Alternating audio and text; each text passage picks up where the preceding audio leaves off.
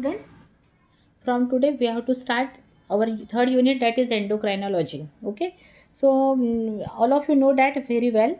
There are the various glands are present in the body, and these glands secrete the secretion, that secretion called the hormones. So this is very primary definition of hormones. But how it can define? Hormones are the chemical substances that secreted in the body, and after secretion guide and control metabolic activities, various systems, and the growth of the body. It means that hormones maintain the physiological balance of the body. Hormones regulate the physiological balance of the body, and the proportion and the secretion of hormones is very. It must be proper. It should not be hypo, means less secretion, as or it should not be hyper secretion in our body. Hyper secretion and the hyposecretion causes so many disorder in our body. So the branch which deals with the study of endocrine glands, called as the endocrinology. What is meant by the endocrine gland? When the secretion of the gland is carried directly diffuses into the blood, means ductless gland. Duct is absent. In case of exocrine gland, exo means there is a duct is present, and the secretion of gland is carried to the target organ. That is, target organ means the site of action of hormones. Site of secretion to site of action of hormones called the target organ. So this gland carry this secretion through blood. That secretion diffuses into the blood and carried to the site of utilization. That is called the endocrine glands. And there are so many different examples of the endocrine glands, such as thyroid gland, pituitary gland, pineal gland, parathyroid gland, thymus gland, adrenal gland. And in your syllabus and in this unit, you will study all different kinds of these glands one by one in different lectures. So students, today we have to start the pituitary gland. So pituitary gland called the master endocrine gland, means it control. Why pituitary gland called the master? Because it control the hormonal secretions of another endocrine gland. Okay, but pituitary gland is under the control of hypothalamus. Hypothalamus secrete the two kind of the secretion, such as releasing factor and the inhibiting factor. RF stand for releasing factor and IF stand for inhibiting factor. When the secretion of when the particular hormone is required in body, so hypothalamus give the order to pituitary gland, that is a RF. Just for example, TSH RF. TSH RF means thyroid stimulating hormone, because the proportion and the secretion of the hormone is controlled by the feedback mechanism. When the particular hormones is required in the body, so that hormones are secreted, that is by the response of RF, releasing factor of hypothalamus. This is the positive feedback. But when the proportion of that hormones in our body is in particular is sufficient and satisfy the need of that hormone, so hypothalamus give the order, that is IF, inhibiting factor. This is called the negative feedback, means the secretion of the hormone is controlled by hypothalamus by secreting the secretions such as releasing factor and the inhibiting factor. Okay students, got it what I mean to say? So now start from this pituitary. We have to start this pituitary gland. So pituitary gland called the master endocrine gland. It is master endocrine gland, and it is the smallest pea-size reddish green colored gland that controls almost all other endocrine glands.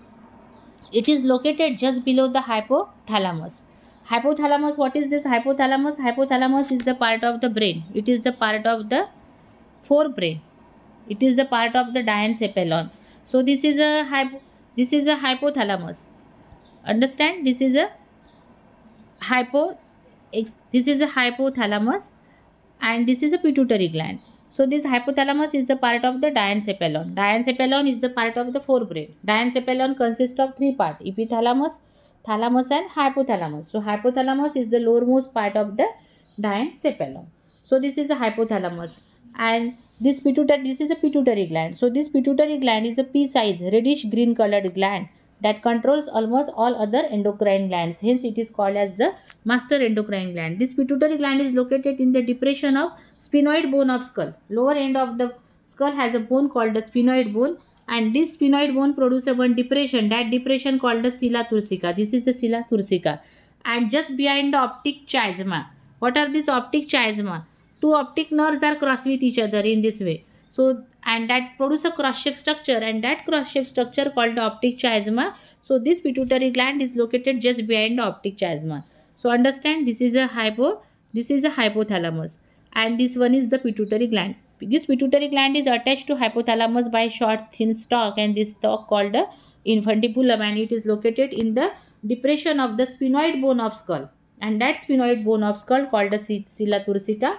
And just behind the optic chiasma there is a pea-sized reddish green colored gland is present. So this pituitary gland is divided into three regions. This is the anterior part or adenohypophysis. This is adenohypophysis. It constitutes 75%. This is posterior part or neurohypophysis. It constitutes 75%. And in between them there is a one partition present. This partition called the intermediate parts of the pituitary gland. Intermediate parts of the pituitary gland. Intermediate parts of the pituitary gland. Understand, students, what I mean to say? Pituitary gland is divided into three regions: anterior part or adenohypophysis, posterior part or neurohypophysis, and in between them there is the intermediate parts of the pituitary gland is present. So adenohypophysis, this is a adenohypophysis. So this adenohypophysis comprises about 75% space, and it arises from the roof of the buccal cavity, and is in the form of outgrowth, and this outgrowth called the Rathke's pouch. Adenohypophysis is arises from the outgrowth of the buccal cavity, and this outgrowth called the Rathke's pouch. It grows upward towards the brain, and it is the larger lobe of the pituitary gland. It is a highly cellular and vascular part of the pituitary gland. It contains various type of epithelioid secretory cells such as acidophil cells, basophil cells, and the chromatophore cells, and this secrete the secretion. So it is further divided into three parts: pars distalis, pars tuberalis, and the pars intermedia. It is divided into three parts: pars distalis, pars tuberalis, and the pars intermedia. Pars intermedia means intermediate parts of the pituitary gland.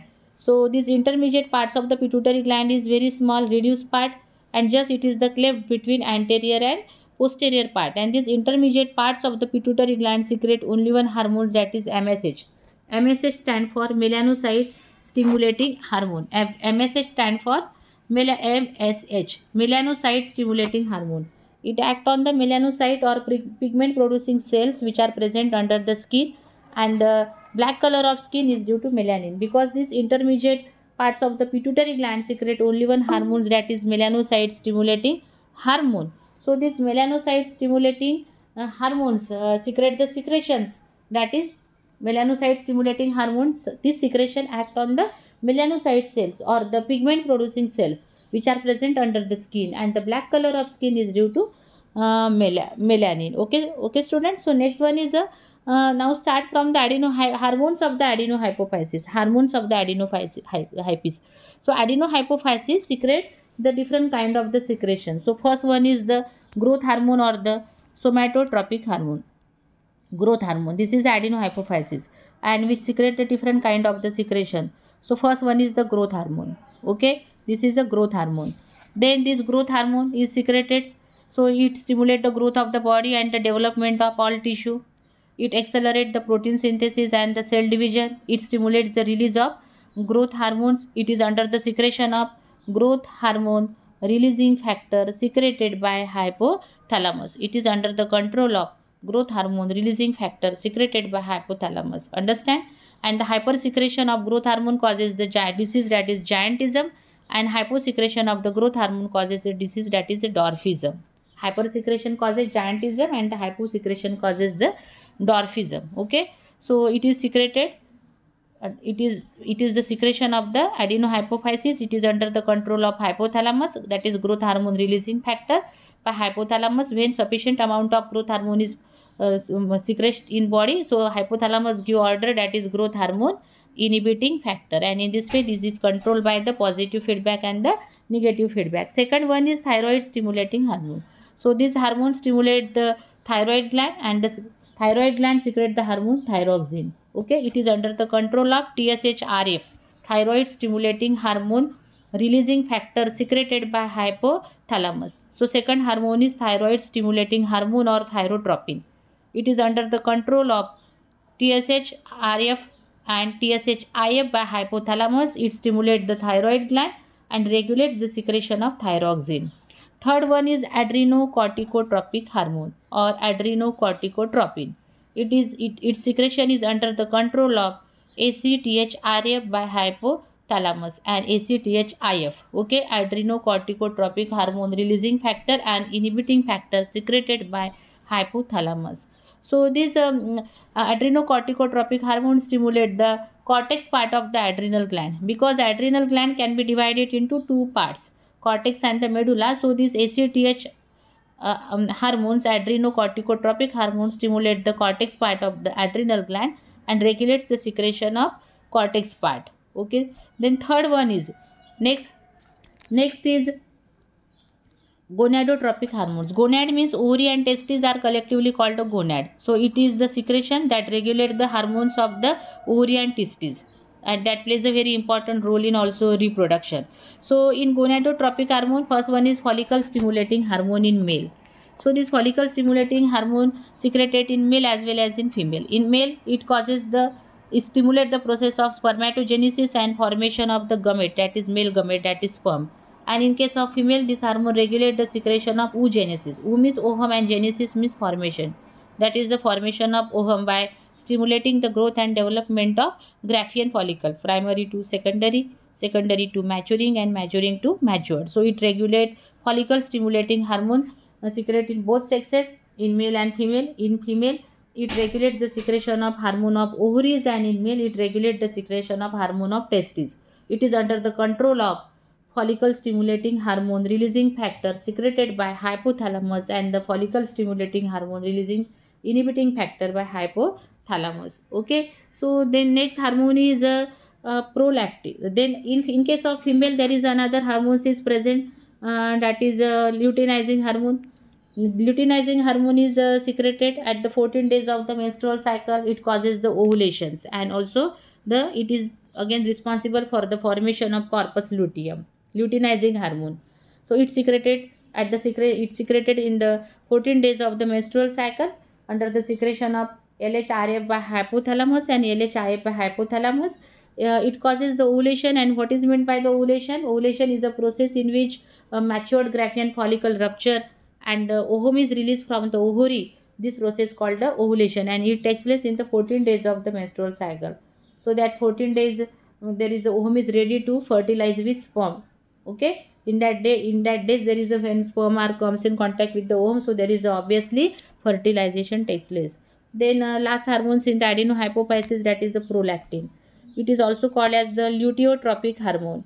It is also called as the mammotropic hormones, because it act on the mammary gland, means breast, and the secretion and the production and the secretion of milk in the mammary gland after childbirth, because due to these hormones. Hence it is called the lactogenic hormones, and which again activates the growth of mammary gland during the pregnancy. Hence it is known as the mammotropic hormone, and it is under the secretion of LTH, RF and IF by hypothalamus. So students, this is the hormones of the adenohypophysis. In today's session, we have to study now the hormones of the adenohypophysis and the hormones of the intermediate parts of the pituitary gland. But then now we have to study the hormones of the neurohypophysis. These hormones of the neurohypophysis we will study in next part of this session, that is next lecture, the hormones of the neurohypophysis.